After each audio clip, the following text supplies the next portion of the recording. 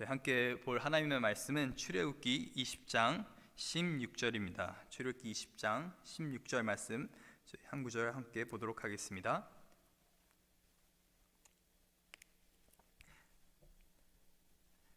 다 찾으신 줄 믿고 읽도록 하겠습니다. 내 이웃에 대하여 거짓 증거하지 말라. 아멘. 금요일에는 저희가 계속해서 하나님께서 우리에게 주신 사랑의 법 10계명을 함께 살펴보고 있습니다.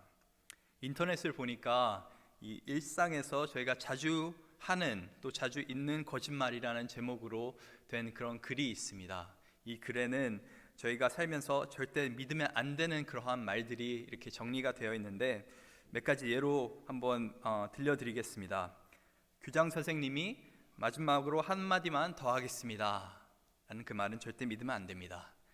또 남자친구가 나 손만 잡을게 라고 하는 그 말 절대 믿으면 안 되죠.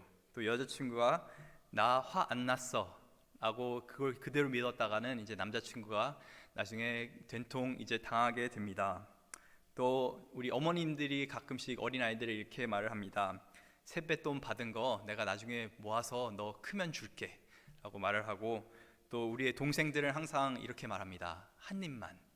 절대 한 입에서 안 끝나죠. 그리고 이 약속날 친구가 꼭 이렇게 말을 합니다. 나 거의 다 왔어. 곧 도착할게. 그러고 나서 한 30분 있다가 이렇게 등장을 하게 됩니다. 또 오랜만에 만난 친구인데 이제 별로 안 친한 친구는 그래 언제 한번 밥 한번 먹자라고 우리가 흔히 이렇게 얘기합니다. 아니면 옷가게에 가게 된다면은 항상 직원들이 아이고 너무 잘 어울리시네요 라는 그런 말들을 합니다.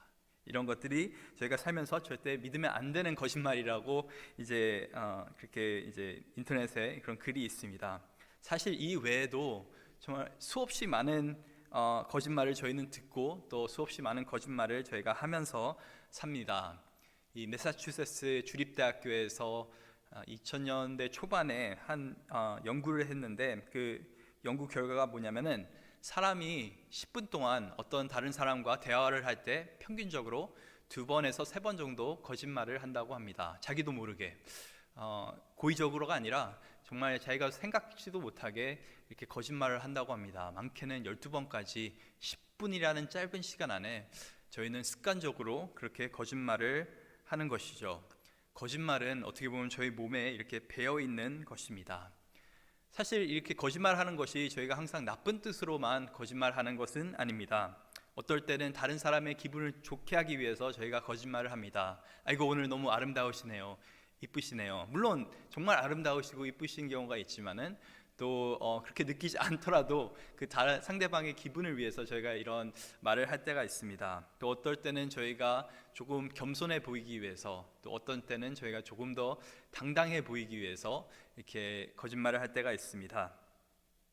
또 어떤 때는 저희가 농담 삼아서 이렇게 장난으로 거짓말을 할 때가 있고, 어떨 때는 저희가 사실인지 잘 알지도 못한 채 이렇게 재미를 위해서 다른 사람에게 들은 소문을 이렇게 전달할 때가 있습니다.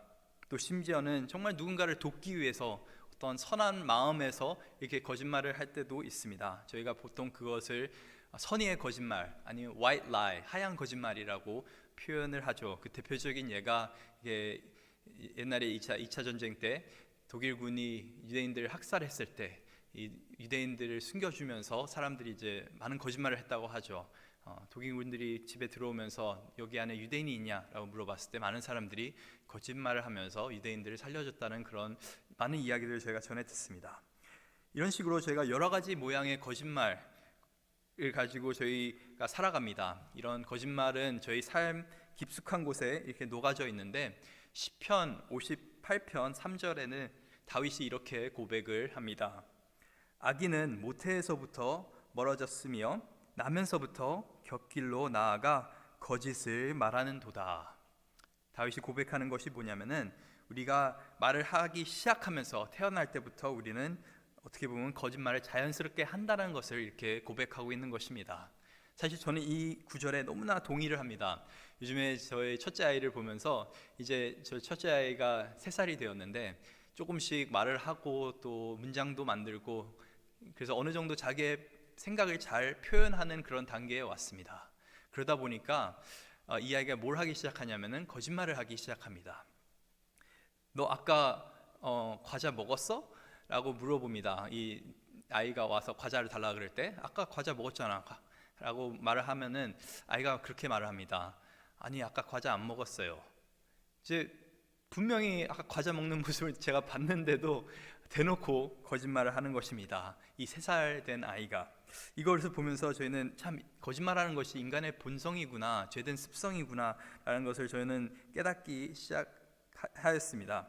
저희는 말을 하기 시작하면서부터, 언어를 구사하는 그 순간부터 어떻게 보면 자연스럽게 거짓말을 하기 시작하는 것입니다.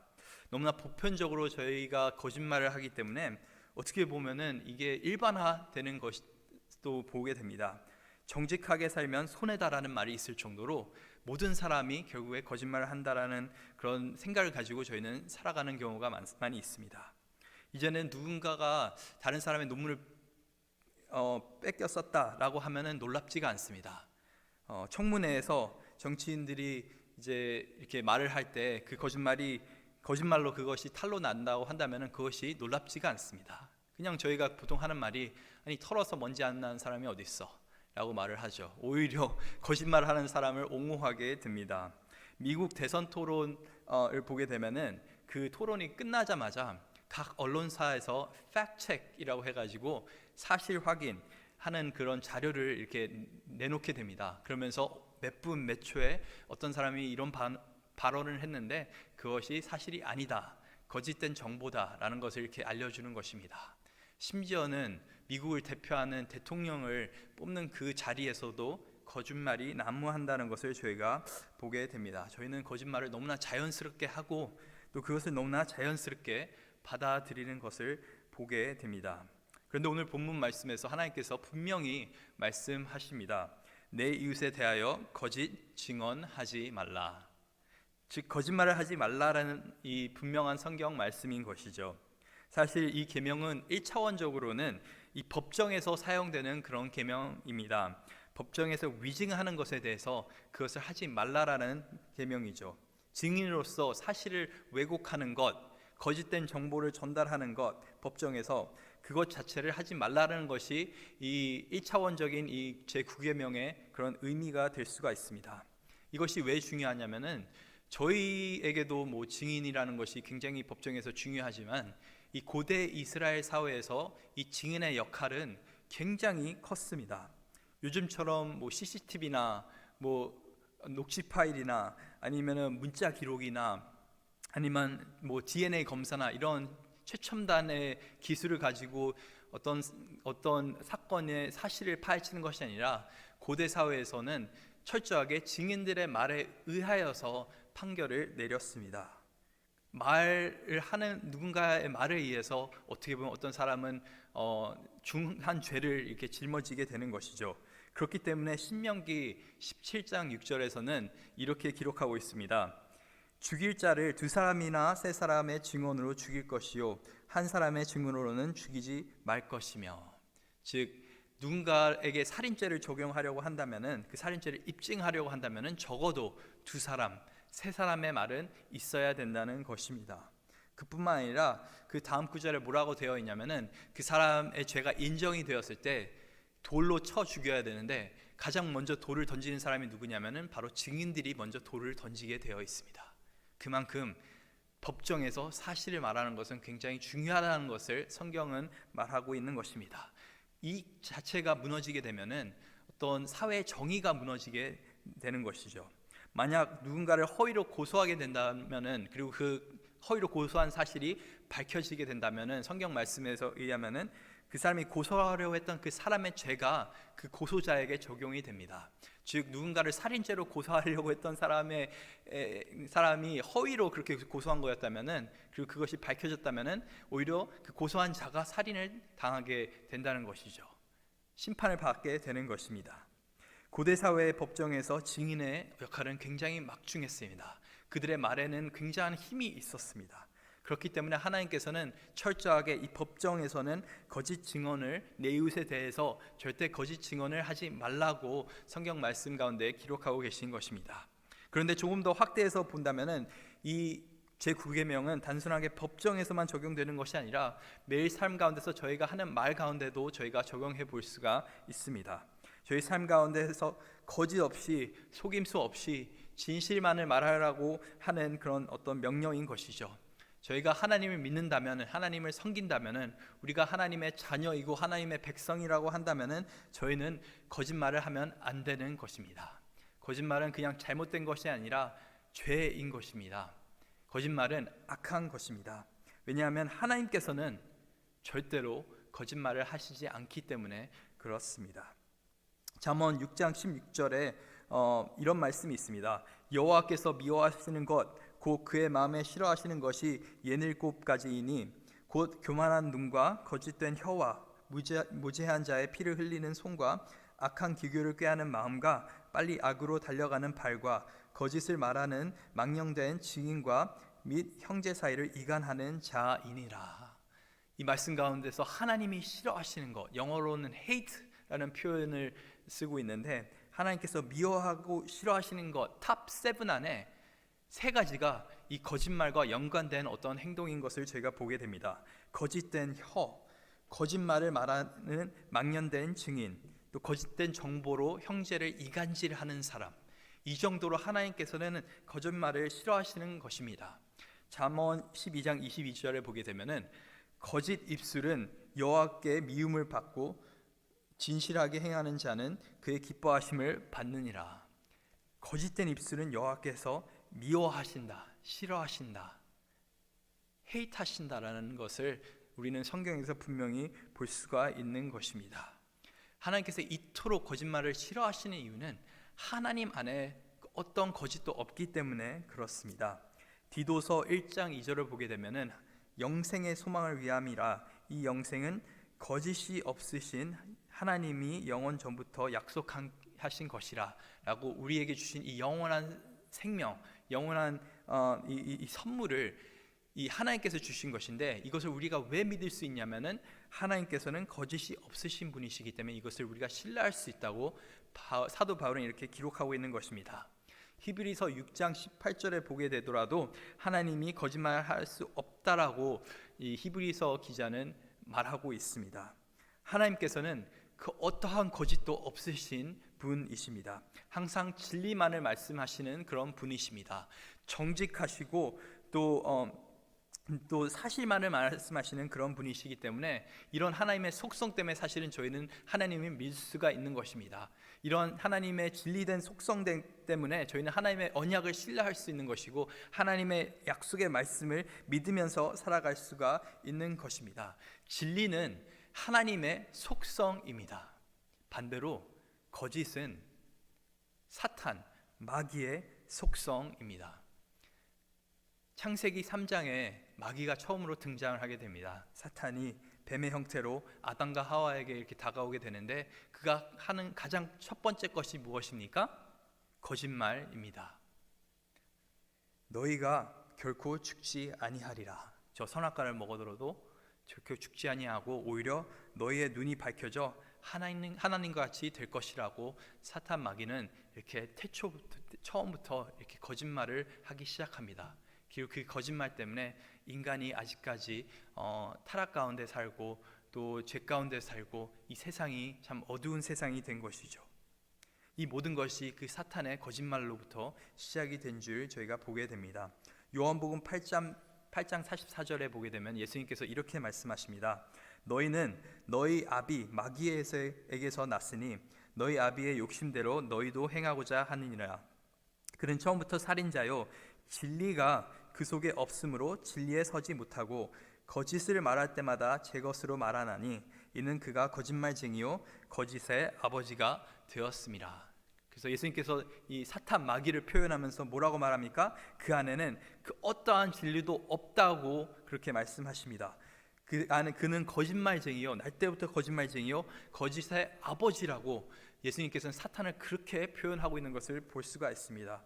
사탄의 근본적인 속성은 바로 거짓입니다. 하나님의 근본적인 속성은 진리이고 사탄의 근본적인 속성은 거짓입니다. 사탄은 거짓말로 우리를 유혹하고 죄 가운데 빠뜨리게 하고 또 우리 사람과의 관계를 깨뜨리고 더 나가서 하나님과 우리의 관계를 갈라놓습니다. 이 거짓말 때문에 어떻게 보면 우리와 하나님과의 관계가 단절된 것이죠. 즉 저희가 생각 없이 하는 거짓말, 선한 뜻에서 하는 거짓말이라 할지라도 거짓을 말하는 것, 거짓 증거하는 것, 사실과 다르게 어떤 것을 왜곡하는 그것 자체가 어떻게 보면 우리는 하나님의 속성에 동참하는 것이 아니라 사탄의 속성에 동참하게 되는 것입니다. 사탄의 모습에 본받게 되는 것입니다. 사탄도 거짓말을 할 때 100% 거짓말하지 않습니다. 거짓말을 잘하는 사람은 진리가 섞인 거짓말을 하게 되어 있습니다. 이렇게 대놓고 거짓말하는 것이 아니라 아무도 모르게 이렇게 거짓말하는 것이 거짓말을 잘하는 것이죠. 저희도 삶 가운데서 정말 버릇처럼 생각 없이 자연스럽게 거짓말하게 되는 경우가 있는데 그것을 저희가 기억해야 됩니다. 그것은 하나님의 성품을 닮아가는 것이 아니라 사탄의 성품을 닮아가는 그러한 행동인 것입니다. 십자가의 은혜로 거듭난 자들은 정직하고 진실된 삶을 살아야 되고 그 말 가운데서도 항상 진리만을 선포해야 되는 것입니다. 장난으로도 저희는 거짓말을 하면 안 되는 것입니다. 이 잠언 말씀 가운데서도 이 장난으로 거짓말하는 자들, 이 어떤 행동을 하는 것이냐면은 이런 불화살을 던지는 것과 같은 행동이라는 그런 말씀이 있습니다. 에베소서 4장 25절을 보게 되면 사도 바울이 이렇게 이야기를 합니다. 그런즉 거짓을 버리고 각각 그 이웃과 더불어 참된 것을 말하라. 이는 우리가 서로 지체가 됨이라. 즉 사도 바울은 믿는 자에게, 거듭난 자에게 모든 거짓을 버리라고 그렇게 명령을 합니다. 사실 저희는 많은 경우 저희가 거짓말하는 이유가 뭐냐면은 어떤 상황을 쉽게 모면하려고 또 편하게 우리가 어떻게 인생을 살기 위해서 거짓말을 할 때가 많이 있습니다. 진리만을 말하고 살면 굉장히 피곤해 보이거든요. 그래서 거짓말을 하면 조금 더 삶이 편해지니까 내가 조금만 눈 감고 내가 이것을 조금만 왜곡시키고 이것을 조금만 속이면은 그 당장 그 순간에는 사실 삶이 굉장히 편해 보입니다. 그런데 누가복음 8장 17절을 보게 되면 예수님께서 이렇게 말씀하십니다. 숨겨둔 것은 드러나고 감춰둔 것은 알려져서 환히 나타나기 마련이다. 즉 이 세상에서 영원한 거짓말은 없는 것입니다. 우리가 거짓말을 하게 되는 경우 또 그 거짓말을 우리가 숨기기 위해서 또 다른 거짓말을 하게 되고 또 다른 거짓말은 또 하나의 거짓말을 낳게 됩니다. 거짓말은 사람의 사이를 갈라놓게 되고 또 무엇보다도 우리로 하여금 하나님과 멀어지게 그렇게 만드는 것입니다.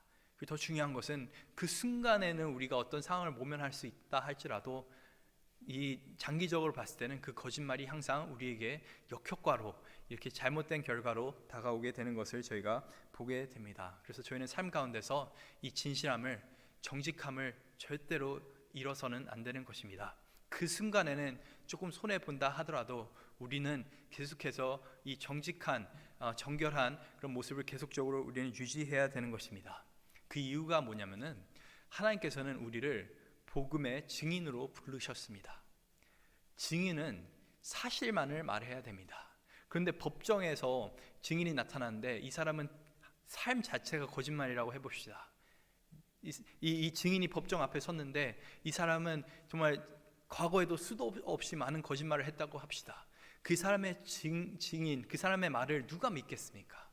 동일하게 우리가 하나님의 그 복음을 우리가 대언할 때 예수 그리스도의 그 놀라운 복음에 대해서 우리가 고백하고 그것을 증거하는 그 삶을 살아갈 때 우리가 정말 다른 사람들에게 신뢰를 얻기 위해서는 우리는 매일 삶 가운데서 작은 부분에서까지 우리는 정직하게 진실말을 말하면서 살아가야 되는 것입니다. 그렇게 우리가 삶을 살아갈 때 우리가 진리를 선포했을 때 사람들이 믿게 되는 것이죠. 아니 우리 삶 가운데 거짓이 넘쳐나는데 어떻게 사람들이 우리가 복음을 증거했을 때 그 말을 믿겠습니까? 우리는 예수님을 닮아가야 하는 것입니다. 예수님 안에는 거짓이 없었습니다. 예수님은 철저하게 진리만을 말씀하셨고 그것 때문에 결국에는 죽음까지 이르셨습니다. 충분히 그냥 사실 조금만 왜곡하고 사실을 조금만 비틀고 그렇게 해서 십자가를 모면하실 수도 있었는데 어떻게 보면 진리 때문에 예수님께서는 십자가에 돌아가셨습니다. 그로 인해서 저희는 새 생명을 얻게 되었습니다.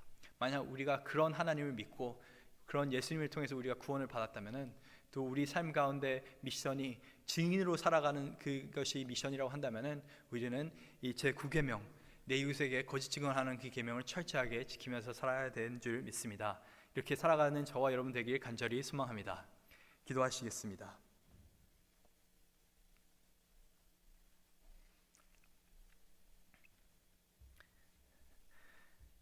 말씀을 기억하면서 한번 저희가 기도하길 원합니다.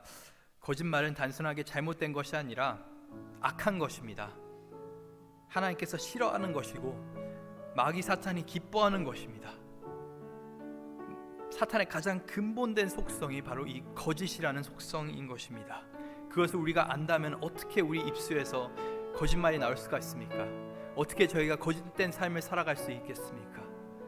저희가 철저하게 예수 그리스도의 그 모습을 본받아서 진실만을 말하면서 살 수 있게 하여 주시옵소서. 정말 저희가 정직하게 살 수 있게 하여 주시옵소서. 그렇게 했을 때 우리 삶 가운데 정말 그 복음의 능력이 있게 하여 주시옵소서. 증인으로 살아갈 때 우리가 정말 거짓말이 아닌 정말 사실만을 말하는 그 상황 가운데서 정말 그 증인으로서 그 맡겨진 그 사명을 잘 감당할 수 있게 하여 주시옵소서. 오늘 말씀 기억하면서 저희 주님의 이름 3번 부르시면서 한번 합심해서 기도하도록 하겠습니다. 주여, 주여, 주여.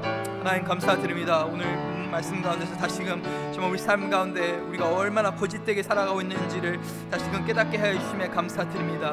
하나님께서는 거짓이 없으신 분이십니다. 제 일체에 정말 거짓도 없으신 분이신데 우리가 그런 하나님을 믿으면서도 섬기면서도 정말 거짓된 삶을 살 때가 너무나 많습니다. 그 모습을 저희가 주님 앞에 회개하며 살아갑니다. 아버지 하나님, 그 거짓된 것들을 저희가 너무나 가볍게 여겼음을 고백합니다. 아버지 하나님, 앞으로 저희가 살아갈 때 철저하게 정직하게 진실만을 말하면서 살아갈 수 있게 하여 주시옵소서.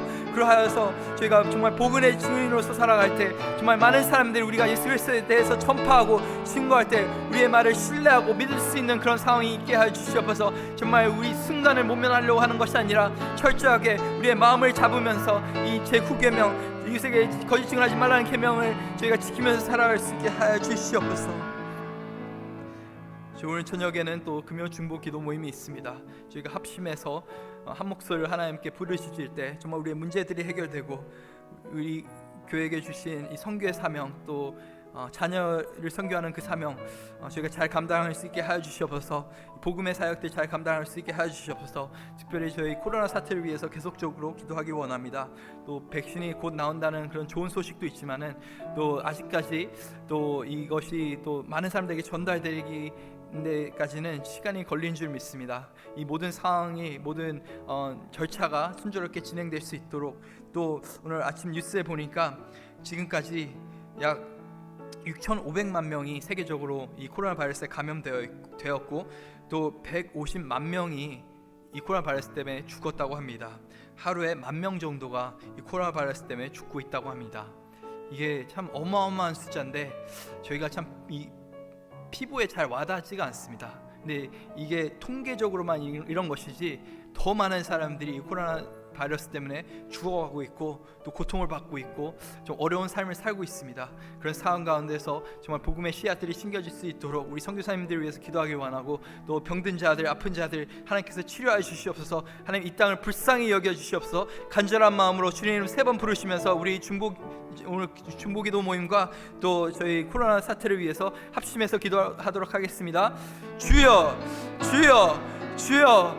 하나님 아버지 감사드립니다. 오늘 저녁에도 저희가 금요 중보기도 모임으로 저희가 모이게 됩니다. 하나님께 이렇게 부르질 수 있는 귀한 자리를 허락하시니 감사드리고 정말 우리의 힘으로 할 수 없는 것들 저희가 감당하지 못하는 것들이 너무나 많은 것을 저희가 압니다. 그렇기 때문에 저희가 기도의 자리로 나갑니다. 저희가 기도할 때 하나님께서 일하시고 역사하시는 것들 보기 원합니다. 하나님 우리 안에 막혀져 있는 것들 우리 안에 있는 문제들 해결되게 하여 주시옵고 정말 이 기도 모임을 통해서 정말 하나님의 나라가 우리 교회를 통해 확장될 수 있게 하여 주시옵소서. 특별히 코로나 사태 때문에 많은 자들이 죽어가고 있고 또 고통 가운데 살아가고 있습니다. 정말 10,000명이라는 사람들이 매일같이 이 바이러스 때문에 죽고 있습니다. 하지만 이 정말 암담한 현실 가운데서 우리의 유일한 소망 되신 예수 그리스도를 바라보게 됩니다. 하나님 저를 이 땅을 불쌍히 여기시옵소서. 정말 이 아무것도 이 바이러스, 작은 바이러스 앞에서 아무것도 할 수 없는 우리의 모습들을 불쌍히 여기주셔서 정말 하루속히 이 바이러스가 사라지고 또 백신이 발명되고 또 보급이 되게 하셔서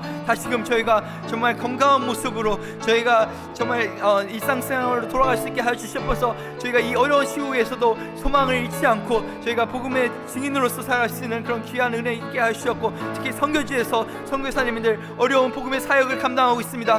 그들을 정말 주께서 책임져 주시옵소서. 주님께서 정말 그들에게 은혜를 도와주셔서 그들이 마땅히 맡겨진 사명들을 잘 감당해서 이 어려운 시국 가운데서도 많은 자들이 예수 그리스도께 돌아올 수 있는 귀한 은혜 있게 하여 주시옵소서. 하나님 감사드립니다. 하나님께서는 정말 한치의 거짓도 없으신 진리 되신 하나님인 줄 저희가 믿습니다. 그리고 그 진리 안에 저희가 거하고 그 진리 안에서 저희가 예배를 합니다.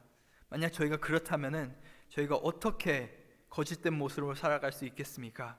매일 삶 가운데서 저희가 알게 모르게 말하는 것들, 거짓되게 말하는 것들, 진실을 왜곡하는 그 행동들, 아버지 하나님, 이 순간에 저희가 버리게 하여 주시옵소서. 성령 하나님, 우리 가운데 역사하여 주셔서 정말 우리가 사탄의 모습을 본받는 것이 아니라 살아계신 하나님의 그 진리된 그 모습을 저희가 본받으면서 정말 진정성 있는 그런 복음의 증인이 될 수 있게 하여 주시옵소서. 감사드립니다. 예수 그리스도 이름으로 기도드립니다.